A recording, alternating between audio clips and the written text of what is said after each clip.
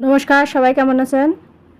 আজকে আমি এই যে মাছের লেজাগুলো রেখে দিয়েছিলাম, এটা আমি সিদ্ধ করে মাছের বড়া করে রান্না করব। এটা আমি গরম জলে ভাপে এই যে সিদ্ধ করে নিচ্ছি লবণ হলুদ দিয়ে। সিদ্ধ হয়ে গেল, এখন একটু ঠান্ডা করার জন্য রেখে দিলাম। এখানে আমি মশলা নিয়েছি, এই যে পেঁয়াজ রসুন আদা শুকনো মরিচ জিরা, মাছগুলো যে বেছে নিচ্ছি।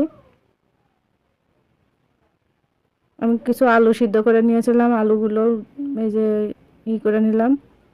এইখানে আমি পেঁয়াজের কুচি ধনিয়া পাতা একটু বেসন দিয়ে যে মেখে নিচ্ছি। বেসন দিয়ে মেখে নিলে একটু আঠা আঠা হবে, তাহলে মাছের এইটা ভাঙবে না, মুচমুচে হবে, বেশ ভালো হবে আর কি। আমি এইভাবে একটু গোল গোল শেপ করে নিলাম বড়ার মতো। এখন এটা তেলে ভেজে নেব। মাছ আসলে ইয়েগুলো রেখে দিলে কেউ খেতে চায় না কাটার জন্য, তাই জন্য আমি এই রান্না না করে রেখে দিই। রেখে এই যে মাঝে মাঝে এভাবে বড়া করে খাই। আজকে আমি এটার তরকারি রান্না করব। দেখেন অল্প মাছে অনেকগুলো হয়ে গেল। অল্পতে অনেকের অনেকের জন্য রান্না হবে। এটা আপনার কত সুন্দর মুচমুচে হয়েছে। তার এটা এমনি খাওয়াও যায়, আবার রান্না করেও আমি আজকে রান্না করে খাবো। ওই তেলে আমি শুকনো মরিচ জিরা আর তেজপাতা ফোড়নে দিয়ে দিলাম। এখানে একটা টমেটো দিয়ে দিছি আর কিছু কাঁচামরিচ, একটু লবণ দিয়ে আমি টমেটোটা একটু নরম করে নেব। হলুদ দিয়ে দিলাম। এইভাবে একটু নরম হয়ে গেলে আমি মশলাটা দিয়ে দেব।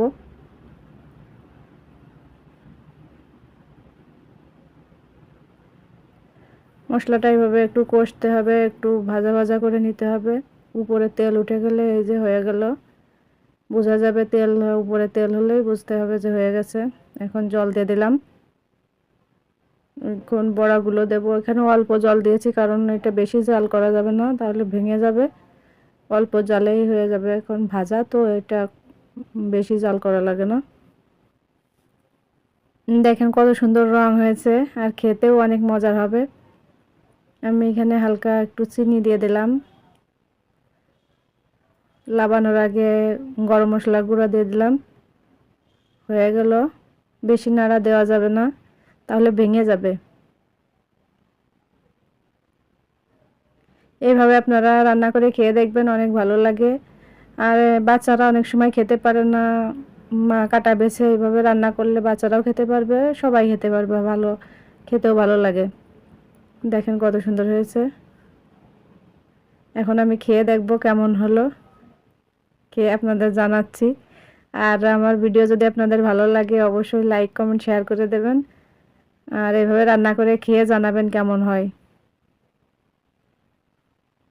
অনেক সুন্দর নরম হয়েছে, খেতেও অনেক মজার হয়েছে।